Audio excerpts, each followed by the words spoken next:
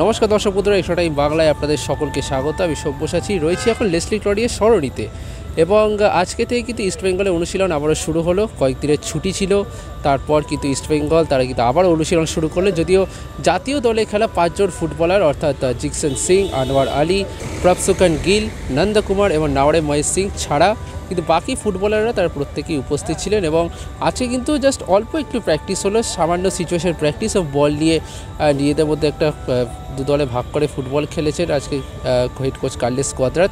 মূলত যেটা বিষয় প্রত্যেকের সমর্থকদের কিন্তু আবদার একটাই, বেঙ্গালুরু ম্যাচ জয়, এবং তার জন্য আজকে ক্লাব তাঁবুতেই তারা আজকে অনুশীলন শুরু করে দিল এবং যথারীতি প্রত্যেকটা প্লেয়ার কিন্তু ফোকাসড যে ডুরান্ড কাপে যে হতাশার পারফরমেন্স সেটাকে কাটিয়ে এবার কিন্তু তাদের কাছে লক্ষ্য আইএসএলে ভালো রেজাল্ট করা। এদিকে সাইড লাইনে কিন্তু দেখা গিয়েছিল মোহাম্মদ রাকিব এবং আরেক সাইড ব্যাক প্রভাত লাকড়াকে।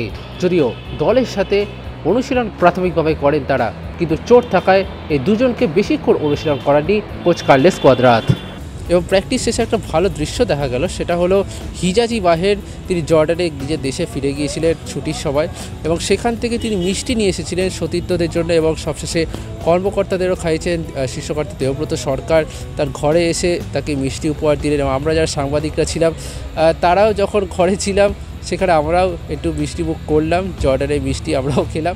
তো যাই হোক, যথারীতি একটা খুব ভালো অনুশীলন হয়েছে এবং যেটা শোনা যাচ্ছে যে বেঙ্গালুরু ম্যাচের আগে অবধি ইস্টবেঙ্গল তাদেরই এই ক্লাব তাঁবুতে অনুশীলন করবে। এখন এটাই দেখার যে যখন জাতীয় দলে ফুটবলাররা ফিরবে, বিশেষ করে আনোয়ার আলী তিনি যখন ফিরবেন তখন অনুশীলনটা কী পর্যায়ে যায়, হেড কোচ কার্লোস কোয়াদ্রাতের কী পরিকল্পনা থাকে সেটাই কিন্তু এখন দেখার।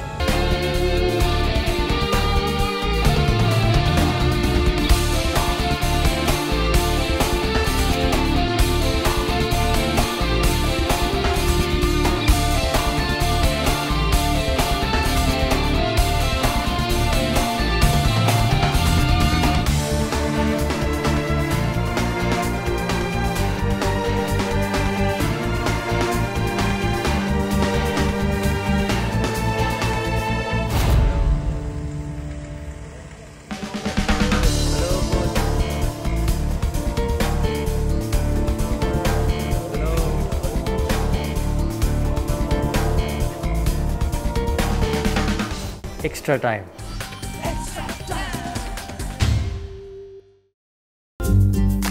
লেটেস্ট নিউজ আর এক্সক্লুসিভ ভিডিওর সঙ্গে আপডেট থাকতে এখনই সাবস্ক্রাইব করুন আমাদের ইউটিউব চ্যানেল। বেল আইকনে ক্লিক করতে ভুলবেন না যেন।